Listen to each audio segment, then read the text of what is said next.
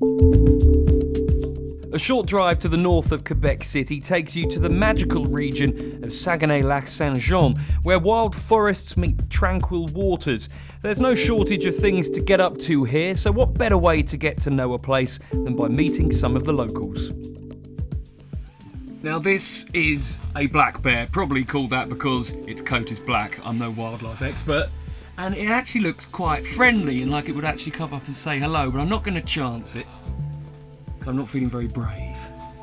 The Zoo Sauvage Conservation Park lets you get face to face with some of North America's most impressive species, all in their natural environment. Here in the park we never go right next to the bear. We keep always a good distance between us and them. It's only the keeper, the person who feeds them, that can go a little more closer. If not, we will stay in vehicle, train or bus or things like that. My favorite animal is the elk because his antler is really big. It can grow to 1.75 meters. So that's a big antler, really impressive, and it's a proud animal. He always go the nose a little up like that, and so that's my favorite animal.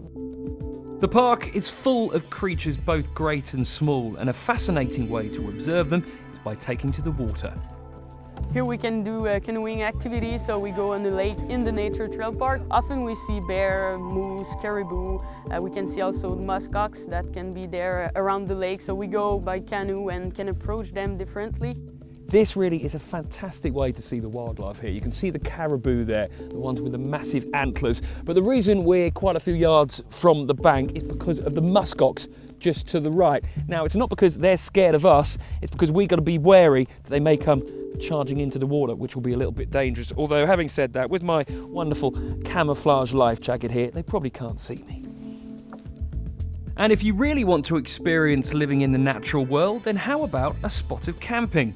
Here we are in the caribou's land, so that's a park where people can come and sleep here in tents. So we pass 2 days here. Sometimes caribou can pass right behind us, or we can see them really closely, and we pass always good time here. In the tent here we have a balsam fir bed, so that these are special beds that were built by the First Nation here in Canada.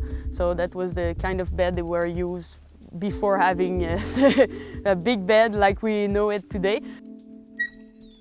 Getting back to nature is very much part of the culture here, and there are many ways to do it. This is Poitéon National Park on the bank of Lac Saint-Jean, and the best way to explore it is by bike.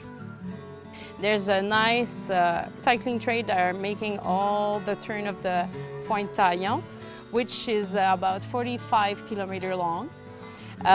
This is really nice to do because you will have a possibility to see the different kind of habitat that we can see inside the point.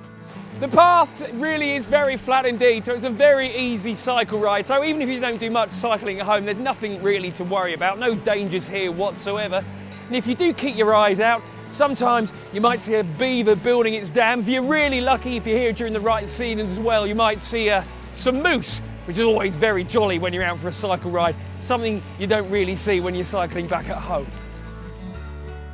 There's nice places all around the point where you can have chance to see beaver in activity.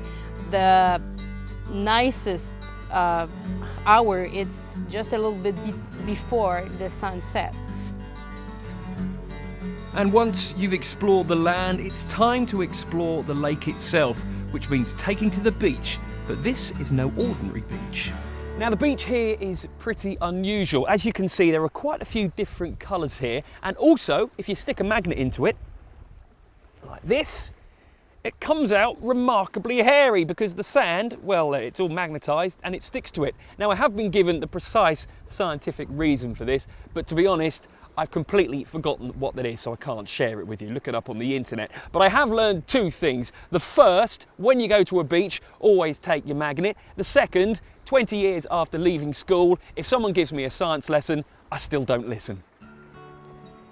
It's really something relaxing, something really peaceful, because the fact that we don't have any vehicles going on the campground, that's helped a lot to having a really relaxing journey here.